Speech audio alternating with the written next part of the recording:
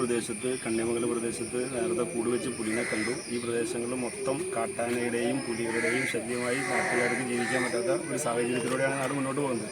പക്ഷേ അതിൻ്റെ ഉത്തരവാദിത്വം ഫോറസ്റ്റ് വേണ്ട രീതിയിൽ കൈകാര്യം ചെയ്യുന്നില്ല, കൃത്യമായ റിപ്പോർട്ട് കൊടുക്കുന്നില്ല. ഇത്ര സംഭവം നടന്നിട്ട് പോലും ഫോറസ്റ്റിൻ്റെ റേഞ്ചർ മാത്രമേ അവിടെ എത്തിച്ചേർന്നിട്ടുള്ളൂ. DF അടക്കമുള്ള ഒരു വിദ്യാലയമാണ്. ഒരുപാട് കുട്ടികൾ പഠിക്കുന്ന മലയാറ്റൂർ അടിവാരത്തിൽ ന്യൂമാൻ അക്കാദമിയാണ് ഇവിടെ.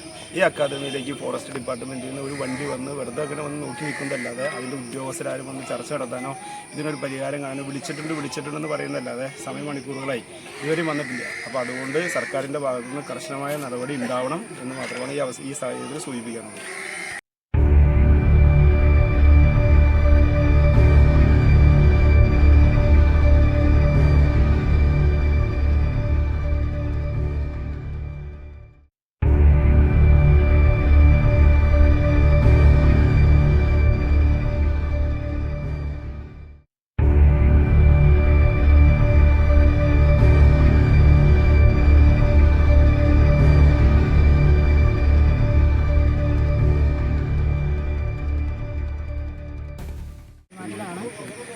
നേരത്തെ ഇതിന് മുമ്പ് ഇവിടുന്ന് ഒരു 500 മീറ്റർ മാറി പുലിയുടെ സാന്നിധ്യം കണ്ടിട്ടുള്ളതാണ്, അറിഞ്ഞിട്ടുള്ളതാണ്.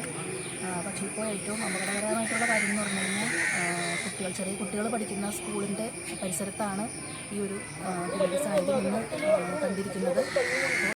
എന്തായാലും ഫോറസ്റ്റ് ഡിപ്പാർട്ട്മെൻറ്റ് ഇക്കാര്യത്തിൽ ശക്തമായി നടപടിയെടുക്കാമെന്ന് CCF സമ്മതിച്ചിട്ടുണ്ട്.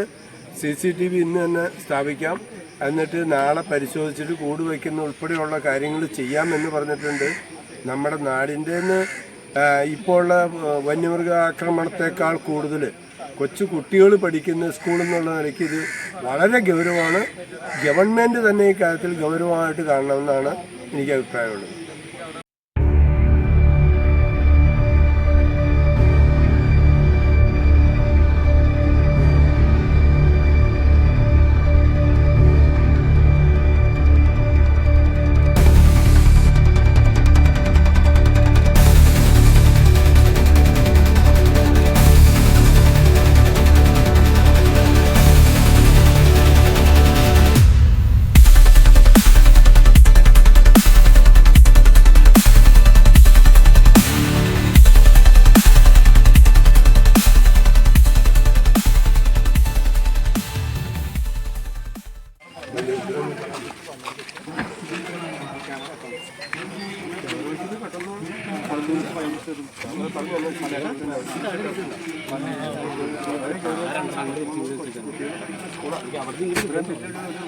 നടന്നിട്ടുള്ളത് നമ്മൾ ചെറുതായിട്ട്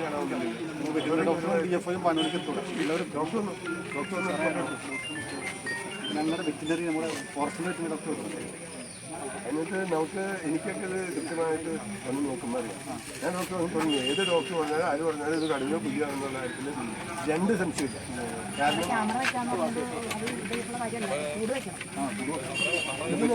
സാധനം എടുക്കാൻ നാളെ വെറ്റിനറി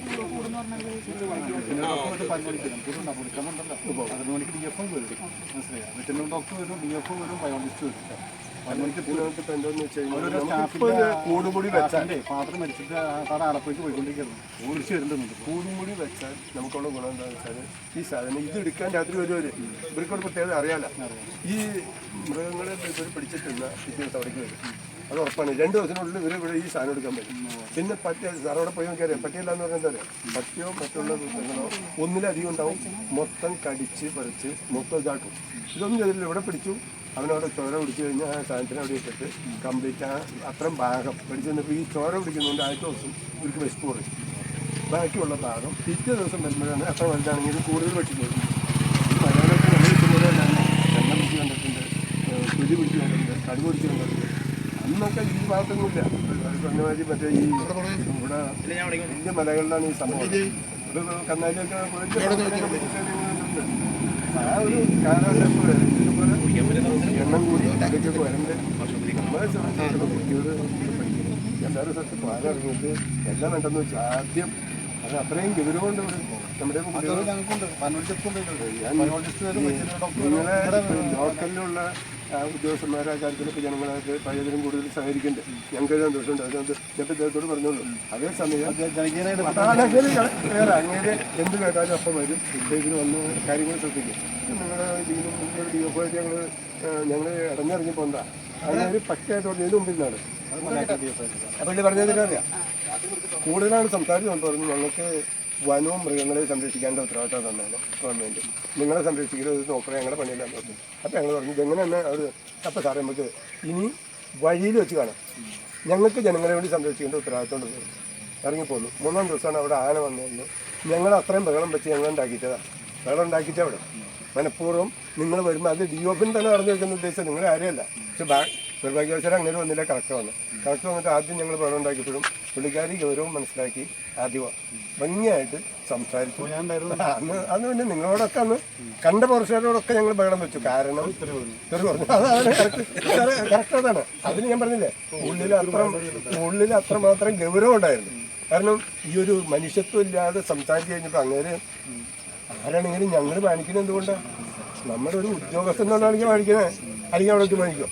ആ മാനിക്കലല്ല, ആ തരം വർത്താനം പറഞ്ഞാൽ കൈ പ്രവർത്തിക്കും. പക്ഷേ ഇതെന്താ, നമ്മളൊരു ഉദ്യോഗസ്ഥൻ ഉയർന്ന് അങ്ങനെ ഈ സമൂഹത്തിനും ഇതിനൊക്കെ വേണ്ടി നിൽക്കുന്ന ആണെന്നുള്ള മാന്യത കൊടുത്തിട്ടാണ് നിൽക്കുന്നത്. പക്ഷെ ആ മാന്യത അന്നേരം വന്ന് ഇല്ലാണ്ട് വന്നപ്പോൾ ഞങ്ങൾക്ക് നല്ല. പക്ഷെ അവിടെ വെച്ച് ഓഫീസിൽ വെച്ച് ഞങ്ങൾ ഉണ്ടാക്കിയിട്ടുണ്ടാവും.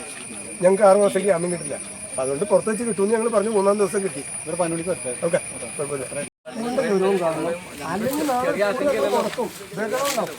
അത് സാറിനോട് ഗൗരവമായിട്ട് പറയുന്നത് PTA പ്രസിഡന്റ് കേൾക്കണം. ഞാൻ പറഞ്ഞു ഞങ്ങൾ പോയത് ഞങ്ങൾക്ക് തീരുമാനമായിട്ട് അല്ലെങ്കിൽ നാളെ സ്കൂൾ ഏറ്റെടുത്തോളാൻ പറഞ്ഞു. ഒരു തീർച്ചയില്ലാന്ന് പറഞ്ഞു. ഞാൻ എൻ്റെ പിള്ളേരെ വിടുന്നില്ല. എനിക്ക് ഭയം കൊണ്ടാണ് ഇത്ര രൂക്ഷമായിട്ട് പറഞ്ഞത്. അതിനകത്ത് വളരെ ഗൗരവമായിട്ട് സർവ്വ പറ്റും. ഈ നഷ്ടം നോക്കേണ്ട കൂടുതൽ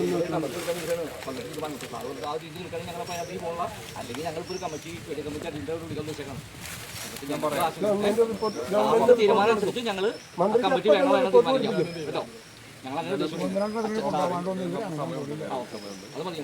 ഞങ്ങളുടെ ആശങ്ക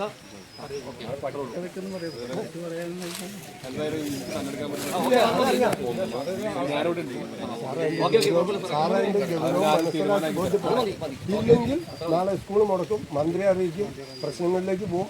മന്ത്രി വരുമ്പോൾ ചോദിക്കുമ്പോൾ ഇതേപോലെ ഒരു അവസ്ഥ ഉണ്ടായിട്ട് കൂട് വെക്കാണ്ട് പരീക്ഷ നടത്താനും നടന്നെന്ന് ഞങ്ങൾ അതുപോലെ തന്നെ പറയും.